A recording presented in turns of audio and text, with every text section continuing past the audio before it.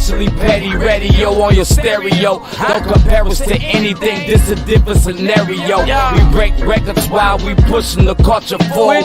Great music and big vibes right in that order. Intellectually petty radio on the stereo. Don't compare us to anything, this a different scenario. We break records while we pushing the culture forward. Great music and big vibes right in that order.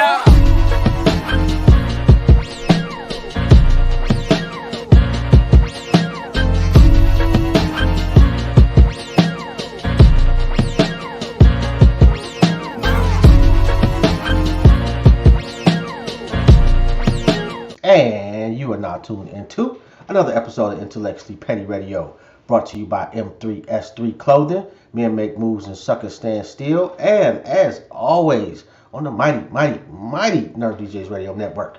Y'all already know, man. Legend after legend after legend after legend, because that's all we do around here. And today is absolutely no exception.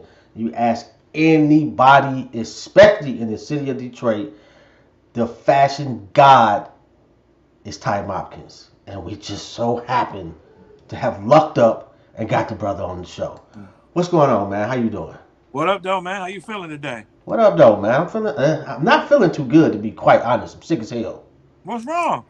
I woke up the other day, just like 1 o'clock in the morning, just cold. It's just been kicking my ass, too, man. I think somebody called you. Yeah, but other than that, man, I'm like, no, it's Ty Mopkins, bro. I might not get this opportunity again. Fuck it. No, man, good, man. When you know, the first thing is your health, man. I gotta make sure you're right first. Oh man, I'll be all right. You know, I've had a cold before. Yeah. Just long as it ain't the other stuff, you know. No. Trust me, we checked. Oh man, I had that when it first came out. That ain't nothing to play with, brother. I've had it a couple of times. One time I couldn't even tell. Really? Yeah. The other time I was sick. Okay. Yeah. Okay. Fashion, man. Where did it start for you? To be honest with you, from my late great father. My dad was a dresser, you know, but during his stage, they wore suits, slacks. In Detroit, you know, we call them dress shoes. Mm-hmm. So, you know, he always stayed clean, man. I've never seen. I think my dad whole life, I've probably only seen him in jeans maybe 3 or 4 times. You know, he from that era where they wore slacks and you know, and khakis and things like that. So I got it from my dad, man. My dad will always say, you know, look like $1 million if you only got a penny. You know, you're gonna fool somebody, you know. And I would say my dad, because my dad would lay it out, you know. And the one thing I got from my father is that, and I still do it to this day, I lay out what I'm going to wear tomorrow already the day before. So I already know what I'm going to wear tomorrow because it's already laid out. So my dad will always do that. He'll go downstairs, he'll iron, put them sharp creases, get everything going. Everything will be pressed and ready to go for him to step out tomorrow. Even if he's only going to the corner store, he's going to be clean. Man, niggas don't know about the creases no more. It's a lost art. No. Especially when he did wear jeans. You know, he would get that Niagara starch, spray them jeans, you know, hit them creases in it, you know. Ooh, man. They don't know, man. They don't know. Man, yo. These young kids, they don't get it. That was a whole process. Oh my God, man. So when did you get into the business of fashion? I would say 94, and that's when I started at the iconic Strictly Sportswear. So really, oh yeah. I didn't see that. I got Puffer Reds, I got Mr. Allen's. I did not see Strictly, and that shit was right up the street from me. That's where I got my first start at, by the late great Dorothy Hamlin and her son, the late great Calvin Hamlin Jr.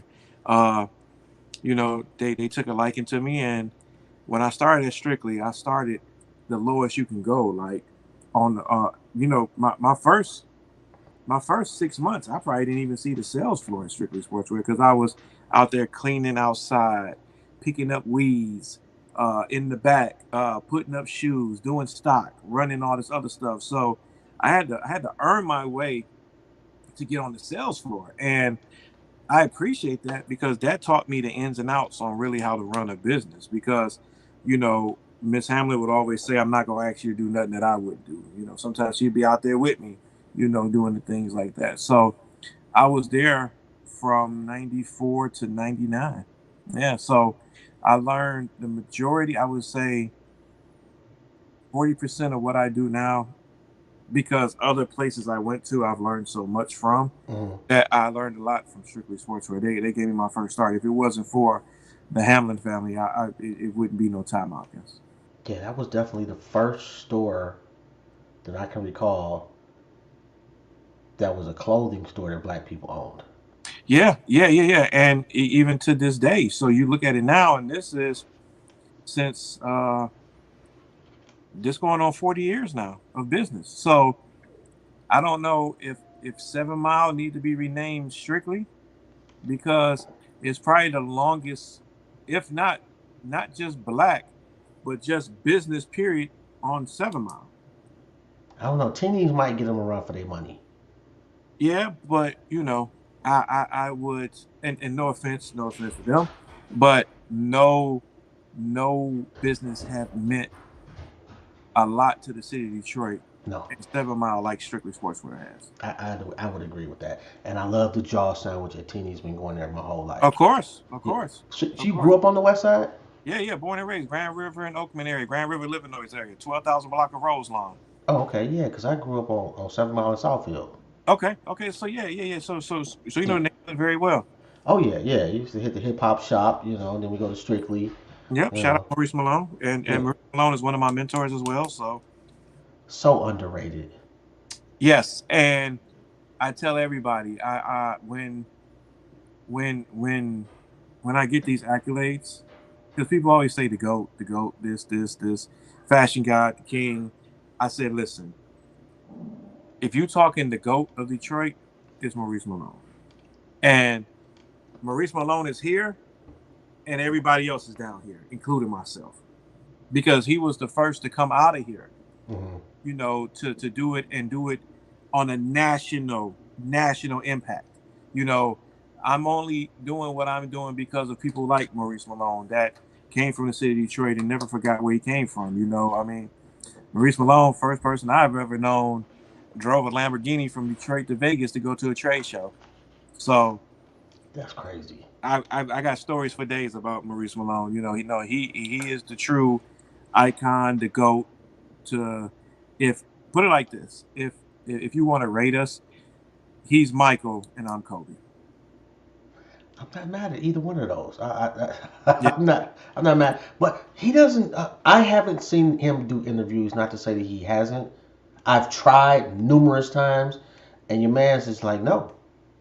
No, Maurice Malone is like how uh the electrifying mojo is to us too.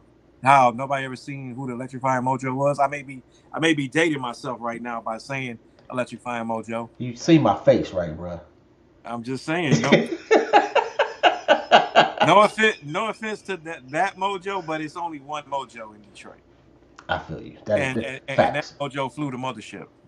Oh my God, man, you take me Tie back, knot, man. keep hanging, keep remembering, ain't nobody bad like you. Oh my Don't God, say damn, say whoa. man. So I'm cut from that cloth. I'm cut from those cloths. Okay, so and I'm reading. I'm looking you up online. Okay. It says you can pretty much work for every shoe company Well, I wouldn't say I worked for, or but work with. I've done projects with them. Have you done it? Why are there Ty Mopkins tens out there? Ty Mopkins top tens. Yes, Uh, Unofficially, yeah. bro. You've got to send me the link to get the. I still wear tens to this day. Okay. But it was a big controversy with that, with me and Adidas, that happened with that. So that's why I said unofficially, yeah. Did I profit off of that? No. So that'll lead up to something that I'll come on the show again and we'll talk about. Okay, and you're welcome anytime, bro. I appreciate that. But right now we on that pony wave, man. You I know, see, and your boy Cino is repping hard too. I uh-huh, love to see that. uh-huh. So I became creative director for Pony, and I'm in and out of New York a lot. So I'm trying to revamp the pony stage. So we go from top tens. Now we screaming pony down again. So we're just getting that going as well too. So it's a lot going on Why pony? because it meant something to us here in Detroit at one time, and those are the things that I like to do. Like I like to take stuff that means something to my city, that means Hmm. something to our city, Detroit, because for so long we have been overlooked by fashion, quote unquote, fashion experts to think that they know what they talk about. Because when I used to go to these shows or when I sit in these meetings, like with Nike, Adidas, Reebok, Fila, and all these other people, they don't look at Detroit as leaders, right? They look at us as uh, not in a disrespectful way because they don't know, but they too Hmm. stuck in the Detroit. I mean, they too stuck in the New York, L.A., and even Chicago. So when you start bringing up those cities above us, and I tell people all the time, nobody spends money Oh my on God. fashion, Like and nobody Detroit. looks as good as people from Detroit. Facts. It's not even close either, bro. And I'm telling you, I used to get in almost fights in these industries about that kind of stuff, man. And I tell people all the time, man, you can always tell when somebody from Detroit by the way they walk, talk, their attitude, everything. You can tell they from Detroit. Oh my God. Yeah, I've got that. I've been living in Cleveland for a couple of decades now, Okay, okay. and yeah, they definitely know I ain't from here. To the, No, especially when and you come out with them top tens, they don't. They ain't. oh, I gotta keep it like that's the only thing that I allow my kids really to buy me. Okay. Father's Day, birthday. What do you want? You know what I want. Yep. It got to So the point last year they said no, we're not buying you no more top tens, and they gave me this picture, but that's another story. I'm sorry. Go ahead, bro. no, it's cool. It's cool. So here in Detroit, we have staple shoes, right? Mm-hmm. That these companies call the Detroit shoe because it only sells here in the city of Detroit. That's the Adidas Top 10, the Fila Tennis. We used to call them the Dope Mans. We used to Yep. call them 105s because they used to cost $105. The Rockport Pro Walker. See what I'm saying? Kangaroo boots Oh my God, and man. Jingle boots. Oh, you taking it way, way So the these fuck are the back. things that are iconic, and that's a staple for us. See how we make these things. And now, I remember I used to fight hard with Adidas about the top 10. And, I used to tell them all the time, I said, listen, for us in Detroit, we don't want all this other foo-foo stuff, man. No. I don't know if I cuss on here or not. Oh, So, absolutely. I do okay. frequently. Okay. So I tell them, we don't want all that foo-foo shit, right? All you got to do for Adidas, like, no disrespect to Run DMC. No disrespect. But in Detroit, we really wasn't on shell toes. Very, Yeah. very so often we'll put on a pair of shell toes, but our go-to was the top 10, Facts. the Concords, the Yes. Decades, the Oh. Forms, the Oh. Centennials, and they got to be patent leather. Oh, I got a pair of forums upstairs too. Ooh, crispy. See what I'm saying? I only So, wear them every so often. right. And so you got something very good when you can pull it out and it draws an emotion. Yeah. Just like the things I do with Starter. Everything I do with Starter brings out an emotion. Okay, so you I know you're trying to we go on script, brother. I know you're trying to go on script, but it's gonna well, be no, hard, man. well, I don't generally write questions, but I got questions. Go ahead. Like, so you get from Strictly, you go to Puffer Red. No, no. What's in So between that? I go from Strictly to open up my own store. It was called Hip Hop University. Okay. And so that used to be on Livernois and Ewald Circle. And we was really one of the first retailers in the city to bring in the Mitchell and Ness throwback jerseys. So now you're looking at the year 2000. Okay. So we had Hip Hop University from 2000 to 2003. Unfortunately, we had to close it down because when we closed the store, the neighborhood opened it back up for us at 2 or 3 o'clock in the morning. So we had we had significant break-ins, Oh. and when you're a small minority business, after like the third or fourth break-in, insurance companies won't cover you because you're high risk. Yeah. So we had to gut that out. So I left. I mean, not I left. We decided to fold up Hip Hop University and let that go, and I had a run in Northland at this store called No Limits. So this was during the time when all the high end stuff was starting to come in, like the Vizu, the Red Monkeys, all that stuff. The jeans where you were spending like $5, $6, $7, $800, $9 on jeans and all that. So I did a stint there, and then I had left there because the one thing about it is that when you're in when you work for independent stores, you can only go so far up the ladder. Yeah. Because the next step after that was ownership, and they wasn't going to make me part owner anywhere I went. So it was to the point where I would just always level up, and that's when I went to Puffer Reds, and another very great, successful black-owned company with Eric Williams out there in Ypsilanti, Michigan. He doesn't get the credit that he deserves in this industry. So I always make sure I always carry the Strictly Sportswear flag and the Puffer Reds flag, just because it's very sentimental to me, because it is a minority-owned business. And that's where I really started flourishing at when it came to the footwear part, because now I was going to see Nike, I was going to see Adidas, and now I was sitting in these meetings with Eric, and I was learning the game and what Eric was teaching me, and just a lot of stuff that was already self-taught about knowing your consumer, knowing what your people want, And I tell people all the time, man, before I became a creator, I was a consumer, and I still am a consumer. So I know what I like, and I also always say, create the shit that you wish exists. Okay. So that's one of my go-to that I like to do too. I always like to create the shit that I want to see.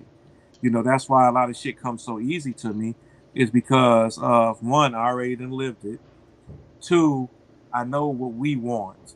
And then three, it's something that I want as well too. So, I did maybe 4 years with Puffer Reds, and then once again, it's the syndrome that you can only grow so far. Right.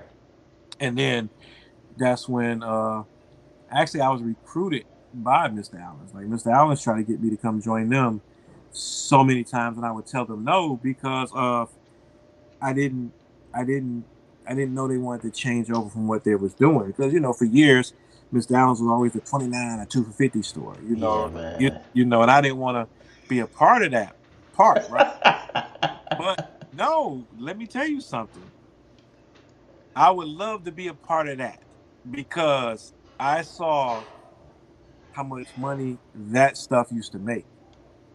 And I was like, well, shit, this is a new lane. You got to do that. So one of the owner's son, Jacob, he was heavily recruiting me to come there. And I was like, man, I'm going to be honest with you. I really don't want to be a part of any discount stores. I don't think my career has sunk that low to where I got to take that, And he was like, no, you don't get it. He said, we want you to come rebrand our whole image. We don't want to be the discount store no more. We want to be an upper elite store. We want to have all of the high-end stuff. We want to get away from the discount stuff and become a force in this industry. And once we sat down and we had meetings, and I still turned it down a couple of more times, and then they just made an offer that I really couldn't refuse. An offer with not just money, but freedom to be me.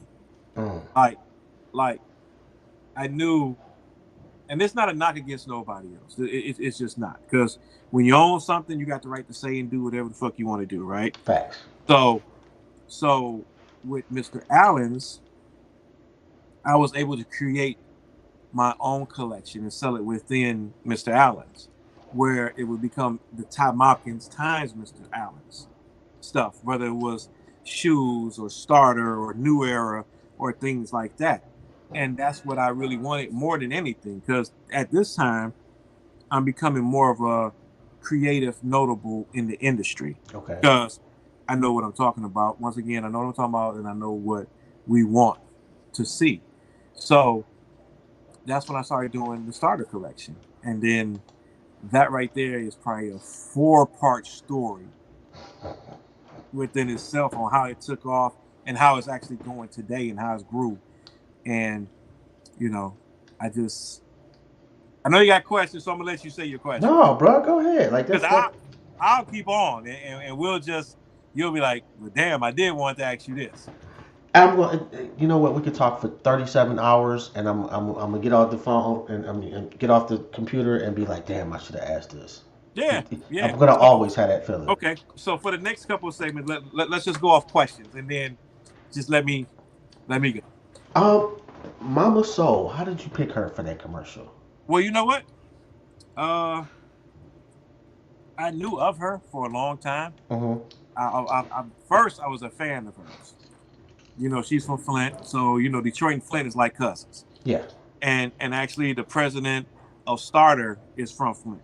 His name is Carl Banks. So he played football in the NFL. Oh, he went to Michigan State, right? Yeah, Michigan State, unfortunately. I mean, everybody can't Oh, go to wow, Michigan. that's cold, bro. I can't go to Michigan. So I mean.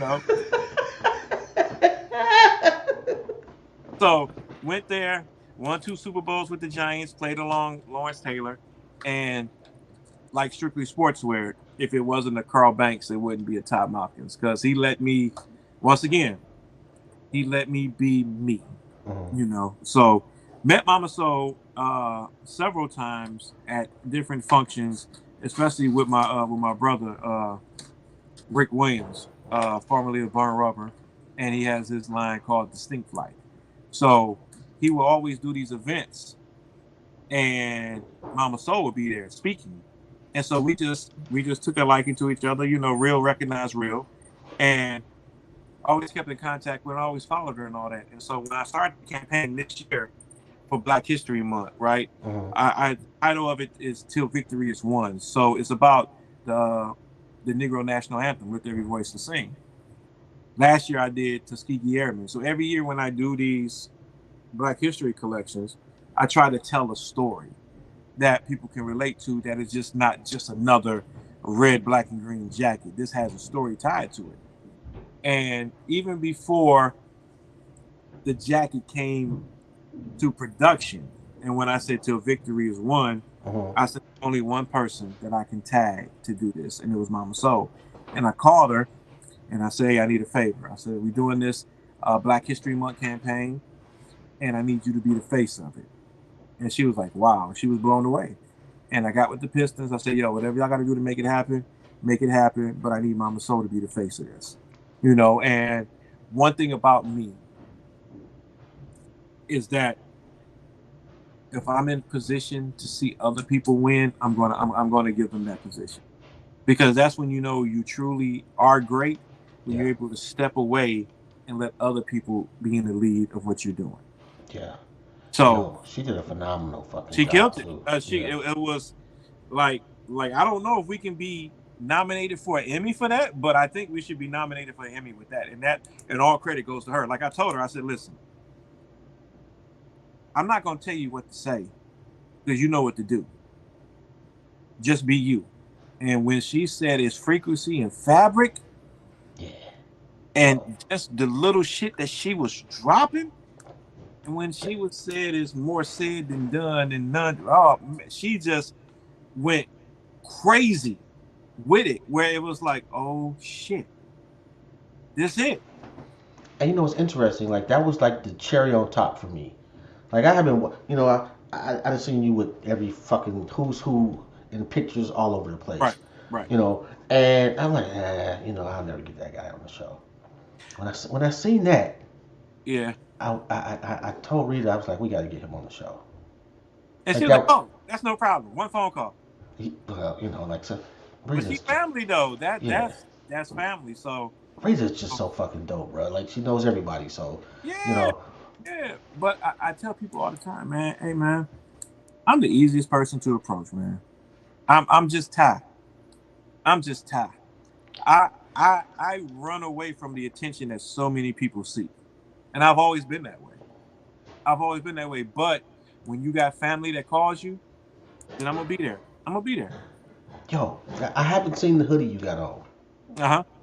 This was the collection that we did with Starter like a year or two, almost 2 years ago with Budweiser. So it was a whole collection we did with Budweiser and Starter, and it's a little sentimental to me because my dad was probably the number one Budweiser drinker I've ever known.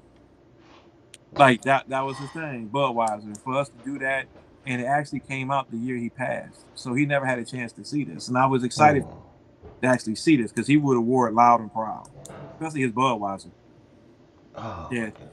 yeah. So, you know, I mean, but we keep it going, man. We keep it moving. You know, even though they're not here anymore, like my mom, they're up there making moves for us too. Yeah, man. I lost both my parents in 2020, so I know. And so I lost both of my parents in 21. I Yeah, lost both my parents 9 months apart. yeah. My mother May, pops was July. Oh, so you was hit like that. Yeah, it's crazy. And let me tell you something. Even though mine was spaced out 9 months, when put it like this, I love my father, love him to death. He's my dad. But it's nothing like when you lose your mom. Man, I'm listen. being real. That nothing else mattered in this world. And unfortunately, I was there to see her take her last breath. Mhm. And the two moments that would change you forever: watching your mom take her last breath, and watching them close that casket for the last time. And it's like I didn't want to see that. I had literally told them, when because I'm the oldest, so I had to, go do all the funeral arrangements and Oh yeah, everything. oh man. And I told the funeral guy, I told the pastor, I'm like, look, I just don't want to see my mother, I don't want to see that. Mm-hmm. Mm-hmm. Soon as I walked in there, Mm-hmm. first thing I see is my mama. Yep. And oh my God, man, like it's just, And I tell you what, that gave me a strength that I never knew I had. Because I know what you mean. like you, I knew I had to do everything. So I have a little sister, right? And Uh, I have siblings. Well, I only got one sister, right? But I have family and all that stuff. But I knew that I was the only, and this is not a knock. This is not a knock. But I knew I was the only one that my mom could count on, even while she was alive. So it was no way that I had to suck it up, and I had to. When I say the strength, when I say the strength, I I I suffer from like anxiety and slight depression sometimes, right? mhm. Because when you carry the world and everybody problems on your shoulder, You it got affects nobody to you. go to. It right. I don't have a Superman because I'm Superman for everybody else. So I just knew that was my most fearful time of my life, knowing that if the day comes where I lose my mom, I'm gonna lose it. Well, and I'm gonna stop saying mom. I didn't have a mom. I had a mama, and it's a difference. It's a difference. It's a difference between a mother and a mama. Like mama is everything. Like mama is all that. Mother would discipline you and do things like that. Mama go upside your head and like, come on and bring your ass in here and get something to eat. And you know what it's like though? It's and I should tell people, my parachute died. Damn, damn. Yeah, Yeah, because I don't care what happens on the planet. Like, that was the one person, no matter what, yeah, I could depend on. yeah. You Damn, know, I and never said it like that. That right there is a dope ass analogy. That's true. Because now it's like it's all on me. now I'm by myself for real. Even though you can be married, kids, everything around you, you still can't pick up the phone call and get that advice or get that word of encouragement when you need it. Oh man, and then I 'Cause wonder we're how the all fuck she right. did it all them years. Yeah, man. What? That's why. Dear Mama. I know it's gonna be corny to a lot of people, but Dear Mama hits home so hard, hard, You, hard. what She what I what every. I feel better about is that I honored my mother. Like when my mother went through some shit, Mm-hmm. but I also was able to mature to the point where I honored her existence, and she knew Right, how I felt about her. right. The one thing I can say too is like, my I am my mother's legacy because she didn't have a quote unquote legacy because she gave so other people can have. She went without so many people can have. Mm. You know what I'm saying? Everybody came before her, even her. That's her legacy, bro. So now I look at it and it's like I'm my mom's legacy. because don't worry about Ty Mopkins. Because when you see Ty Mopkins, you also see Patricia Mopkins, because that's who raised me to be who I am today. On how to love, on how to respect, on how to obey, on the Lord, on everything that you could possibly think of, right? Mm-hmm. It's through her, because that's how she raised me. I ain't no punk or no shit like that, but I'm a mama's boy. And I Nothing always wrong with wear my, that. Shit, I am too. yeah, and I wear that shit proudly on my, I don't give a fuck what nobody say about it. So, yeah, I'm past that point of giving a shit, man. yeah. You know? Oh, the Pistons. How did that relationship develop? You know what? I have great friends there at the Pistons that we was friends before we even started conducting business, and Mm-hmm. that was actually during my time at Mr. Allen's when I was there, because I was constantly putting out Piston jackets, and I was out selling the Pistons retail store when it, when it came to jackets, right? And you would go inside Little Caesars Arena, and you would see more Ty Mopkins Piston jackets than you would see Piston jackets, period. So they said, "Hey, man, we got to figure this out, and we got to figure out how we can team up with you and get things going." So the first couple of years, right? The first couple of years, it was just, you know, notable drops Mhm. like 313 Day, Black History Month, Christmas, things like that.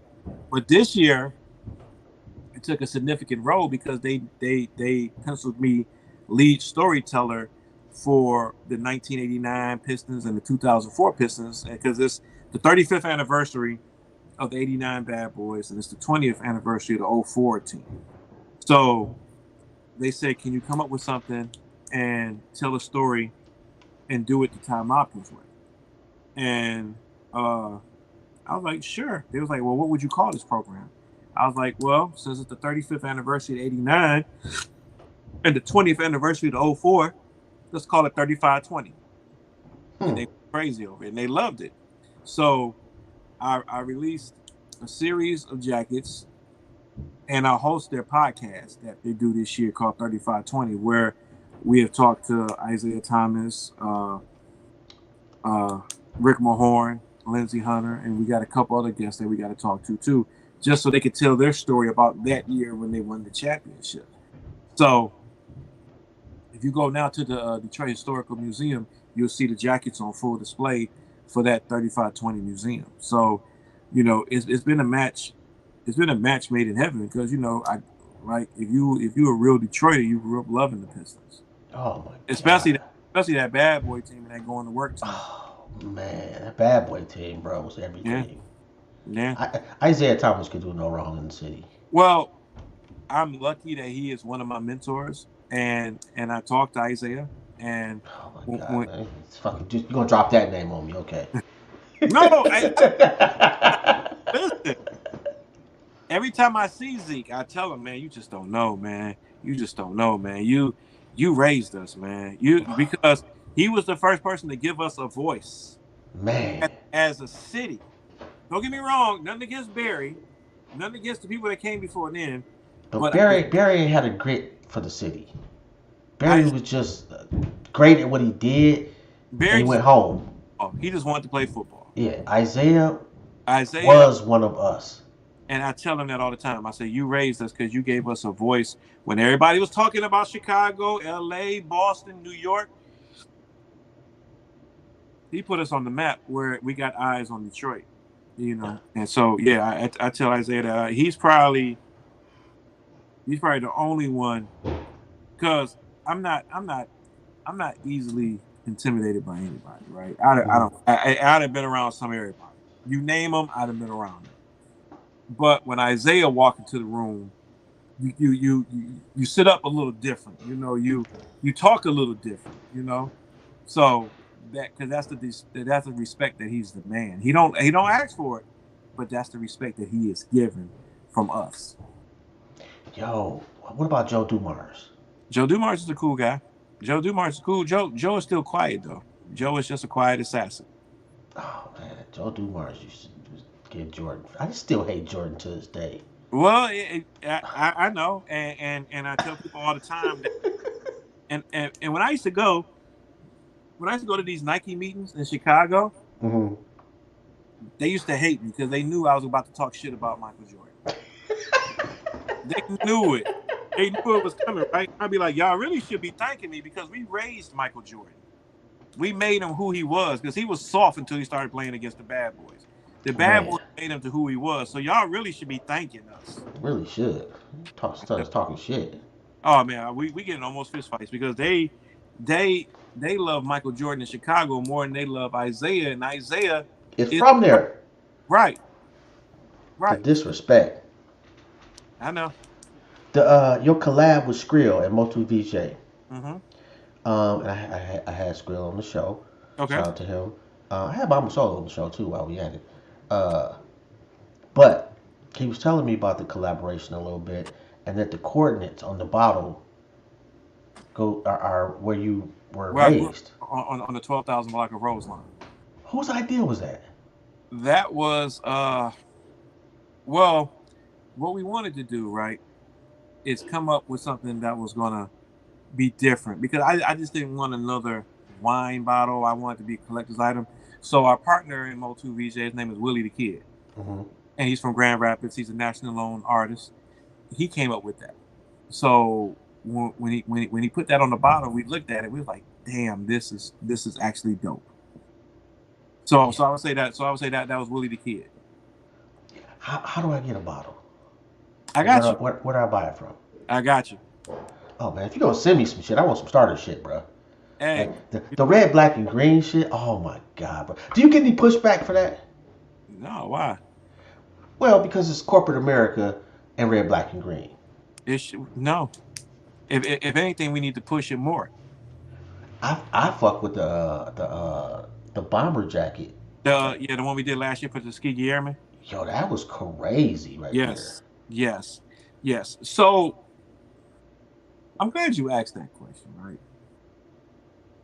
Because we have come so far when it comes to releasing apparel, right? Mm-hmm. And we did that collection, of course, with the Pistons. Mm-hmm. We did it also with Fanatics.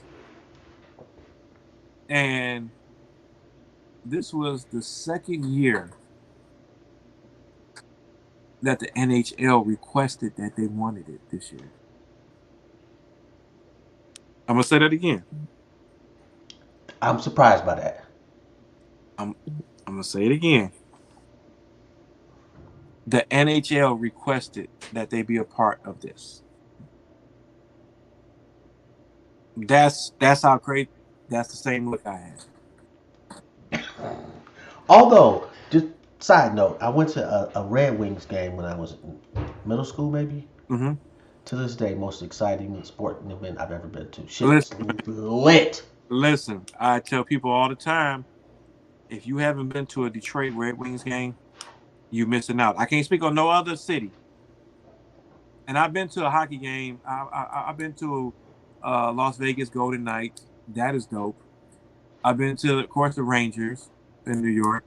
But it's nothing like a Detroit Red Wings game.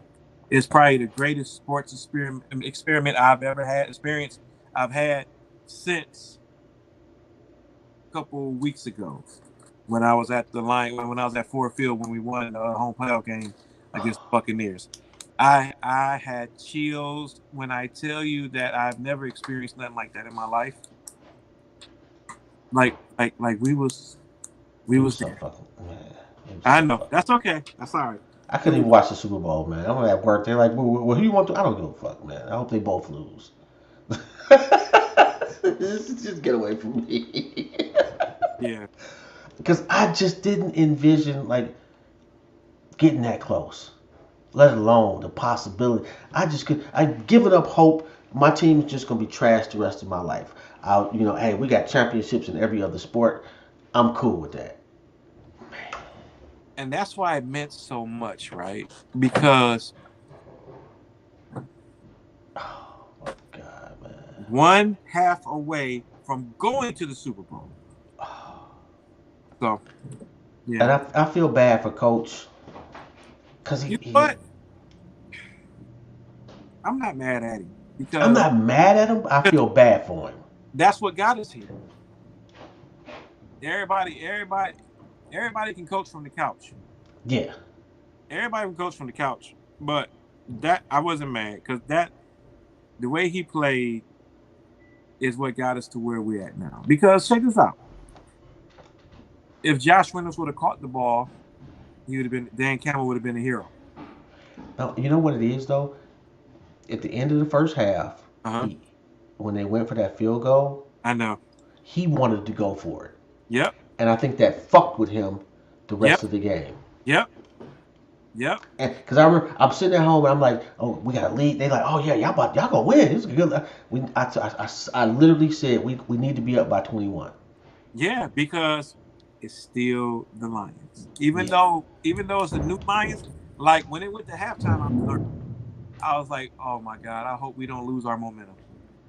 Yeah. Because the way we came out, bam, bam, bam, I was like, oh fuck. This shit is about to happen. And then when the ball bounced off his face mask and the other guy caught it and the play I'm talking about, you know what I'm talking about, right? Mm-hmm. Oh yeah. Then when I seen that, I turned it off. You know what that reminded me of? That fucking immaculate reception. No. I'm talking about something in Detroit sports history. Oh no. When Isaiah threw the ball. Oh, I had kind of intentionally forgot about that because that just fucking pissed me That was off that so moment. bad.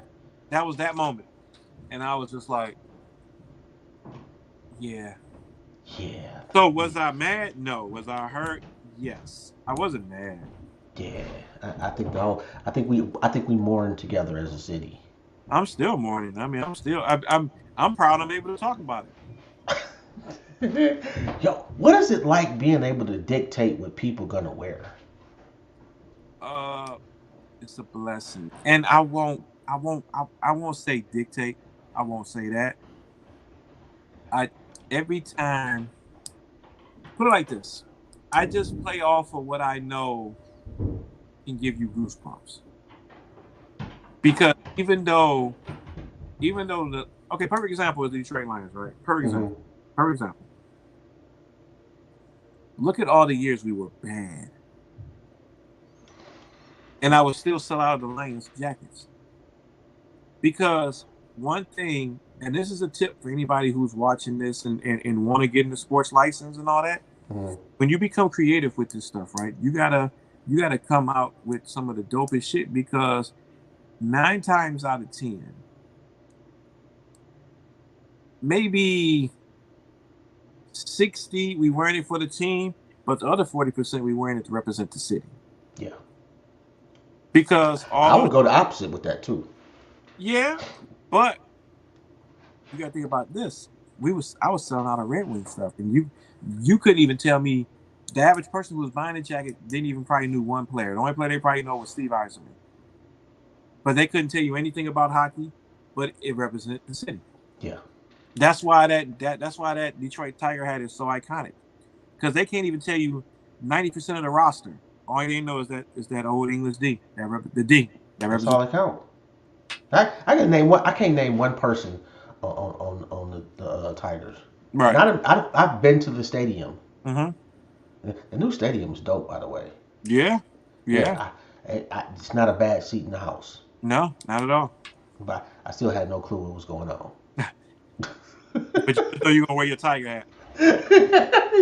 we had a good time though, man. What's the top 3 pieces that you've designed? In no particular order. You don't have to. No.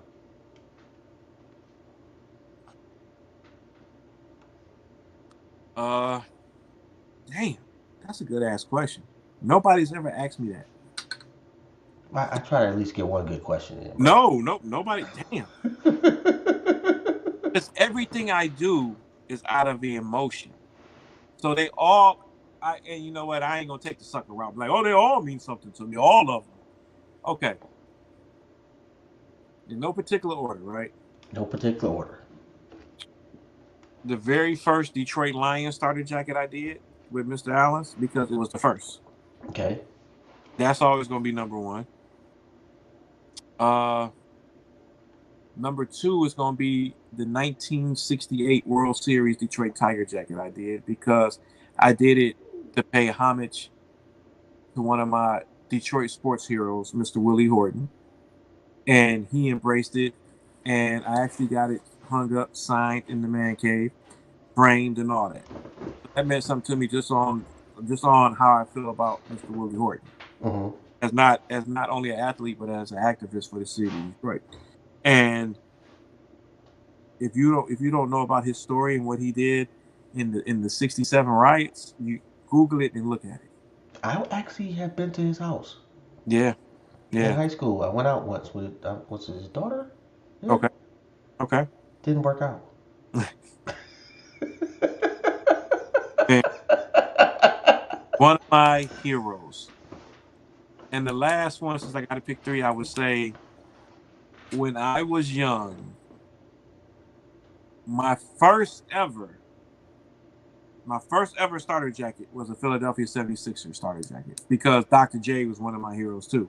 And during that time, you would look at the magazine ad and he was the poster boy for starter.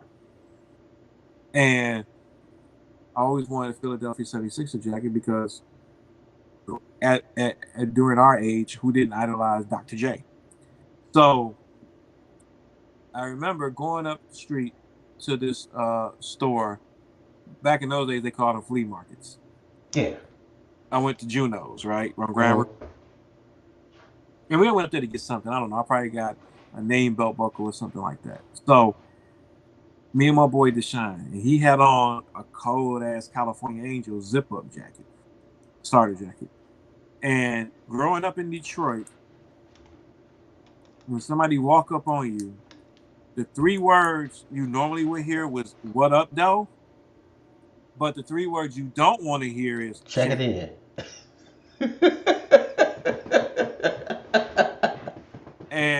and that's what I heard. Yo, hey, come here, check it in. So I got it stolen. I got my Philadelphia 76er jacket stolen, along with my red and white patent leather Converse, the Dr. J. So, ironically, 30 plus years later, who would have thought that I would be a creative director and creating stuff for Starter? And I said to myself, I'm about to redo that Dr. J jacket, and I'm about to get that jacket back into my collection.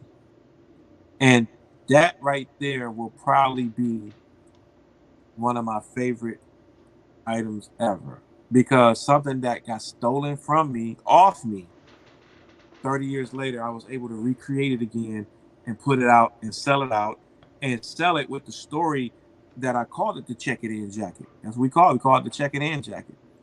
And we sold it out. We sold it out in a matter of maybe a half an hour in Mr. Allen's. Oh, that's crazy. So that Philadelphia 76er jacket is always going to mean something. And shout out to the guy who checked me in. I wonder what he's doing now, but he's a bum. Life has been horrible for him ever since. It's been a misery. But listen. Like, you couldn't have made this scenario up that I get robbed for a jacket, and 30 plus years later, I work with the company to put it back out again. That's crazy. Okay, I don't know if this is putting you too much on the spot, but who's your favorite designer or brand owner out of the city that is not related to anything you're doing? Maurice Malone. Currently? Yes. You know what, man? And this guy really deserves to be put on the pedestal, right? And I'm not saying that because he's like a little brother to me, and I genuinely love him. His name is Ty Haygood. He got he had a clothing company called District 81, and then now he's doing his high-end brand called Octane. So I used to talk to Ty every day, and he would just ask questions, and I would just offer advice, and I would just do things. And even to this day, he still calls me, and I still mentor him on a lot of things. But I would say it's Ty Haygood that had a hell of a run with his District 81 T-shirt company that went on to did military shirts and jeans and all that. Now he's killing it in the high-end boutique lane with Octane. So I would say it's Ty Higgood hands down. Yo, that's crazy. Yeah. And I fucks with Roll. Oh yeah. I think especially the Jordan they did. I thought that was a beautiful piece Uh-huh. of work. Yep. I fucks with Fame. Yep. The story. Oh man. 313. I love it. Yeah. I love the story. So all these guys, I literally watched them come up from the beginning. I remember when Fame used to kill him with the dollar T-shirts. He had the T-shirts. He had the dollar laminated inside the T-shirts, and he broke down the meaning of $1. So yeah, I've been around for that long. I mean, boy, you started off as Strictly when Strictly was damn near starting off, bro. And that was the best era ever. I'll tell you right now, that was the best ever era for fashion, especially for urban designers. Because at Strictly Sportswear, we watched and we helped because we bought it. And I became friends with Damon John with FUBU.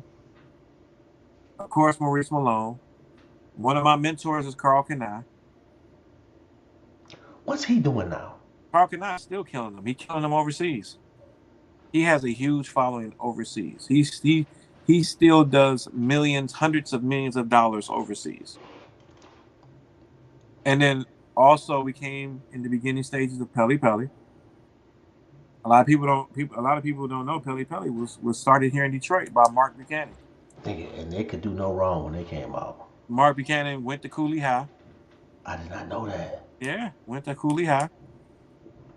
And what else came about? Okay, so you had FUBU, you had Coogee. When Coogee first came out. You just fucked my head up with that one though. I didn't know he went to Cooley. Mark Buchanan went to Cooley High School, born and raised in Detroit. Just like Mike Ilitch. Mike Ilitch went to Cooley High. I feel bad that they went to Cooley, but I get they did all right. Once again, like with my high school, everybody couldn't go to the great Detroit Southwestern.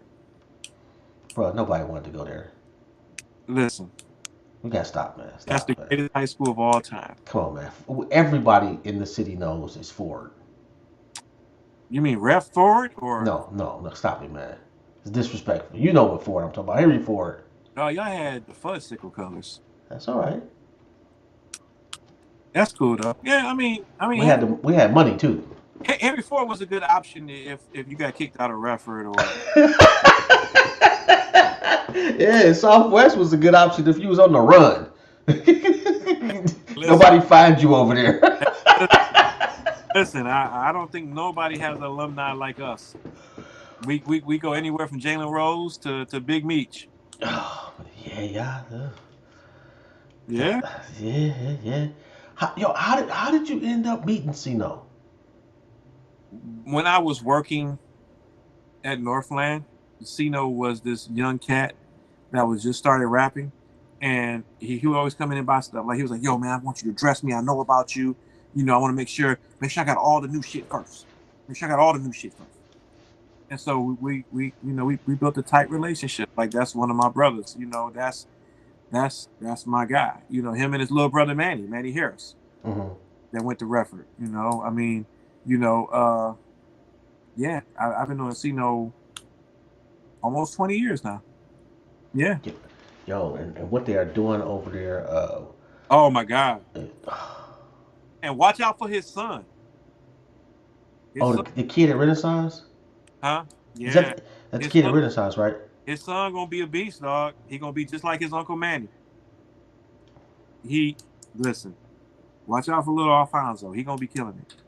That's what's up, man. I love to see that, man. I love to see. Well, first off, I love to see fathers. Yes. You know, I don't really care what you do and how you do it. Yes. You know, and fathers. First, especially in our community, they act like we ain't fathers. And let me go do your research. Black men spend more time with their kids than any other ethnicity in this country. Yep. He's hands on. He'll go film. He'll go film for 18 hours and come back. Make sure his kids go to school. Make sure they get picked up from school. Make sure they listen, man. Yeah. No, great guy. When it's all said and done, what will you be most proud of? Of the people who I put on, the people who came after me, the people that say, "Hey, Ty, Ty made me a millionaire. Ty helped me." Oh, that's good. Because it's and I tell everybody it's never about me. It's never about me. I want to make it. I want to make it where people didn't have to go through the shit I went through, because I went through a lot because I was the first. Whenever you the first, well, Maurice was the first, right? Right. Maurice was first, and then once he got it, I caught the aftermath of what he couldn't maneuver through Mm-hmm. and things like that. So, but it's two different eras, right? So Maurice did it with a little bit of television. Like I remember one of my proudest moments didn't come from me. Mm-hmm. One of my proudest moments was seeing somebody on New York Undercover wearing a Maurice Malone sweatsuit. Because I'm like, Yeah. that motherfucker from Detroit. He went to Mackenzie. I literally watched him grow into what he was doing. So that was one of my proudest moments. And trust me, I didn't have everybody, right? I didn't have everybody from Justin Bieber to Young Jeezy wear my shit. And in between. But when I saw Malik Yoba on New York Undercover wear a Maurice Malone sweatshirt, that's probably one of the proudest moments I've had in my life, because it showed that you can come from here and do it. Yeah, convince your man to tell his story. I don't care who it's to. Just whenever you think about him, think about Electrifying Mojo, okay? To this day, Electrifying Mojo looks like, right? I'm not gonna forget that now. You didn't etch that shit in my brain. And you know what? I'm like that to an extent. Like, and I don't mean to be. And listen, I tell people all the time, right? It's hard for me to do podcasts because I feel like I'm just tired. I'm not interesting. I'm just tired. That's how I feel, and I'm just like, And to this day, I still get uncomfortable when people want to take pictures with you, because I'm like, why you want to take a picture with me? I'm just tired, but I do it. And the thing is, I gotta loosen up because I got my own podcast getting ready to come out soon. So, but I never did it for the attention, man. I did it because I love this shit. Like, this is all I know. Like, I don't know how to paint a house. I don't know how to work on cars. I can't do any landscaping. I'm not cutting no grass. I'm not doing none of that shit, right? But I know how to build a brand, and I know how to build a collection, and I know how to get your ass fresh. That's what I know how to do. And You ever think about putting your store back in that spot? I'm sorry to cut you off. Especially now, because we live in an age now where, and I hope it changed, but retail is sad right now. Nobody wants to work. Nobody knows how to. The art of selling is gone. Meaning that when I was at Strictly, or when I would go to some of these places like the Broadway and City Slicker and things like that, even 4Men or things like that, right? They would have a customer book where things would come out and they would call these guys. These guys don't know how to sell no more, because maybe the companies that own don't really pay commission anymore. And I really don't have the time to sit in the store 8 to 10 hours a day, because I'm doing so much. Thank God I'm doing so much stuff that really won't give me the attention, and it won't be fair. It won't be fair. I got you. Yeah. If that makes sense. No. I get it. Right. Do you ever consider buying starter? No, they're not gonna sell it to me. or a starter? No. Oh, you'd be dope at it, bro. I know, but once again, them people ain't gonna sell it to me. No, I don't think they're gonna sell a starter. No, that's not gonna happen. I think Michael Jordan got a better chance of buying Nike. Even as much money as Michael Jordan has made Nike, Phil Knight would never sell Nike. Well, Michael Jordan had the chance before the first contract. Yes. And he didn't either think of that, or he went in another. Clearly, he went in another direction. It worked out for him. Yes. But yeah, like he literally could have at least had a nice chunk of ownership. And I tell people this, it's even though as Detroiters we really don't care for Michael Jordan, but nobody will ever do what he's done with gym shoes. Never. Yeah. And so one thing, let me say this. When we be at these summits, I be fucking their ass up when I say gym shoes because they say sneakers. I be like, yeah, these gym shoes. They be like, gym shoes. I be like, yeah, what y'all call them? These are sneakers. No, these are gym shoes. Yeah, I've been there. Just like I spent a lot of time on the East Coast. I spent a lot of time in New York. I say pop. They say soda. It's just weird to me. I be like, yo, what kind of pop y'all got? Pop. What's that? I said Pepsi, Coke. Oh, you mean soda? No, I mean pop. Right. And then they get mad and shit. No, bro. It's so defensive. Like y'all right about everything, man. Nobody care. They get defensive. But I think us.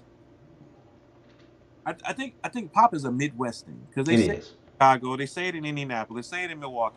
They say it here too in Cleveland. So it's up in Atlanta. Everything is a Coke. Really? Everything is Coke.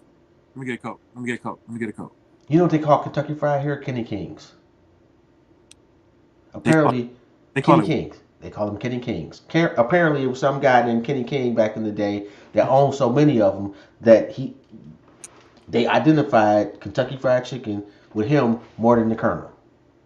Oh, so he pretty much was our Brady Keys. Remember Brady Keys owned all these burgers? Oh my God, yeah, I ain't heard that name in a long time. I'm Detroit. Oh my God. I'm from the real Detroit. I'm not from the social media Detroit. Oh my God. Now you got me thinking about Mel Farr flying across the fucking sky. See what I'm saying? I'm about to fuck you up with this one. Your clothes not clean unless they're Singleton's clean. Oh my God. Yo. Going to the cleaners was a whole experience back in the day too.